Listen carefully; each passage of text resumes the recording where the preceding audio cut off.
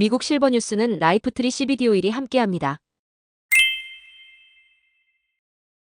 도널드 트럼프 대통령이 백악관에서 베냐민 네탄야후 이스라엘 총리와의 회견 중 미국이 가자 지구를 인수하고 재개발할 것이라고 발언해 큰 파장을 일으켰습니다. 트럼프 대통령은 미국이 가자 지구를 소유하며 불발탄과 무기 제거, 경제 발전을 추진하면 중동 지역의 안정과 평화에 기여할 것이라고 주장했습니다. 그는 가자 지구의 팔레스타인 주민들을 이웃 아랍 국가로 재정착시키자는 제안을 했지만 이는 이집트, 요르단, 사우디아라비아 등 대다수 아랍 국가들의 강한 반대에 부딪혔습니다. 트럼프 대통령은 또한 이집트와 요르단에 제공하는 원조를 지렛대 삼아 이들 국가들이 팔레스타인들을 수용하도록 설득할 수 있다고 보았습니다. 네탄야후 총리는 직접적인 찬반 여부를 언급하지 않았지만 일부 이스라엘 극우 정치인들은 가자 주민의 영구 이주 제안을 지지하고 있습니다. 도널드 트럼프 대통령은 재임 초기 성소관 할권에 대한 연방 자금 지원 중단을 목표로 하는 행정명령을 발표했습니다. 캘리포니아주는 이민자 보호를 목적으로 성소법을 시행 중인 대표적인 주로 트럼프 행정부와 지속적인 갈등을 겪어왔습니다. 트럼프 대통령은 성소관할권이 불법 이민자를 보호함으로써 공공안전을 위협한다고 주장하며 성소법 철회를 요구했습니다. 특히 심각한 범죄를 저지른 불법 이민자가 보호받는 사례를 지적하며 이민법 집행 강화를 위해 연방 자금을 중단하려 했습니다. 트럼프 행정부는 이민세관단 속국의 활동을 확대하려 했지만 캘리포니아주의 법적 저항에 직면했습니다. 2017년 제리 브라운 당시 주지사가 서명한 캘리포니아 가치법은 로컬 및 주법 집행기관이 연방 이민 당국과 협력하는 방식을 제안합니다.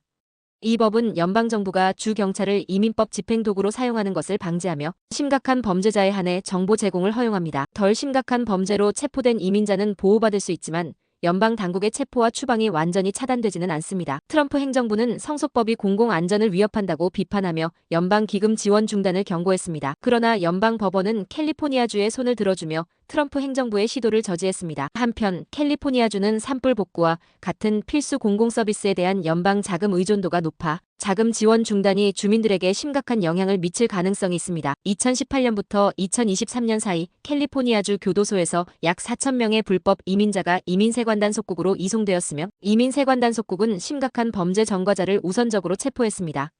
캘리포니아주는 성소법을 통해 이민자의 권리를 보호하려는 노력을 지속하고 있지만 연방 정부와의 갈등이 앞으로도 이어질 가능성이 큽니다.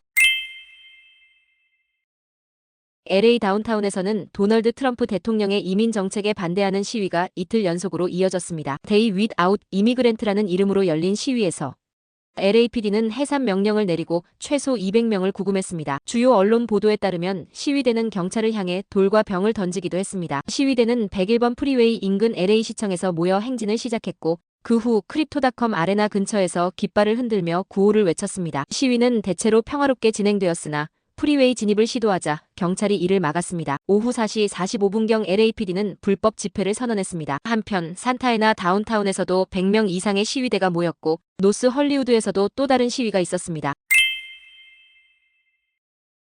도널드 트럼프 미국 대통령은 트랜스젠더 운동선수의 여성 스포츠 참가를 금지하는 행정명령에 5일 현지 시간 서명할 예정입니다. 이 명령은 법무부를 포함한 연방기관의 학교에서 성차별을 금지하는 연방 타이틀 9 규정을 트랜스젠더의 여성 경기 참여를 제한하는 방식으로 해석하도록 지시하는 내용을 담고 있습니다.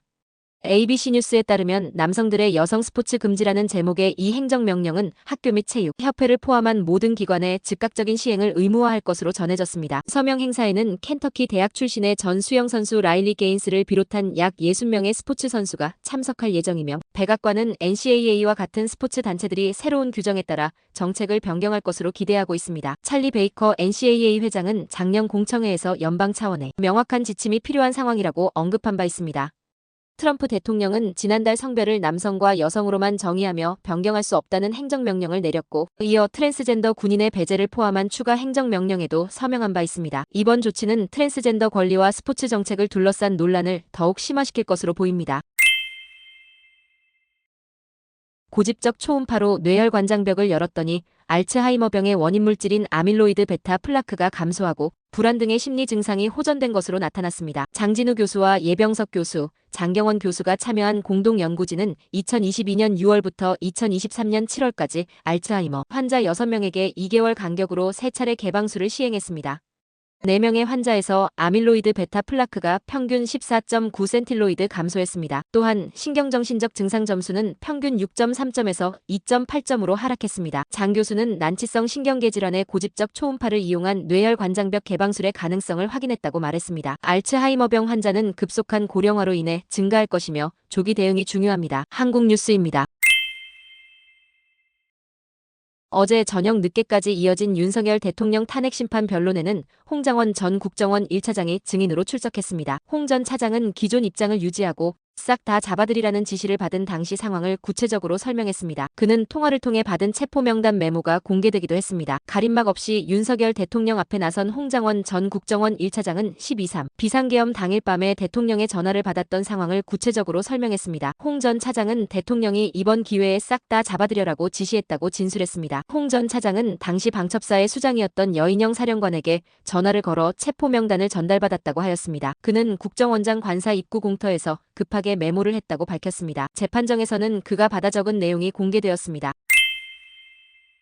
서울서부지법 폭력 난동 사건과 관련된 전광훈 사랑제일교회 목사가 기자회견에서 내란 선동 혐의를 부인했습니다. 그는 더불어민주당 김민석 의원이 신호탄을 쏘니 좌파 시민단체가 고발하고 서울경찰청이 조사에 나섰다고 주장했습니다. 또한 북한과 간첩 세력이 윤석열 대통령을 감옥에 가둔 뒤 자신을 노리고 있다며 체포할 수 없다고 밝혔습니다. 사랑제일교회 특임 전도사 2명이 폭력 난동에 연루된 혐의로 구속된 것에 대해 그는 당회장직을 그만뒀기 때문에 행정에 대해서는 잘 모른다며 관련성을 부인했습니다. 또 다른 특임 전도사 윤모 씨도 전 목사와 함께 선동했다는 의혹을 부인하며 이재명이나 민주당, 민주노총, 언론들이 북한의 선동사주에 의해 움직이는 조직인가라고 반문했습니다. 윤 씨는 지난달 19일 서부지법에 난입한 혐의를 받고 있습니다. 날씨입니다. 로스앤젤레스와 오렌지 카운티 낮 최고기온은 63도, 밤 최저기온은 56도로 예상되며 오전에 비와 보슬비가 내릴 것으로 보입니다. 벨리와 인랜드 엠파이어 지역 낮 최고기온은 64도, 밤 최저기온은 53도로 예상되며 해안가 지역 낮 최고기온은 67도, 밤 최저기온은 56도로 예상되며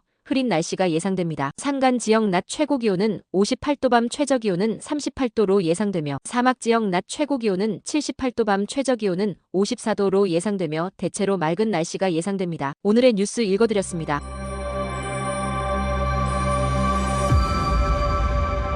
감사합니다.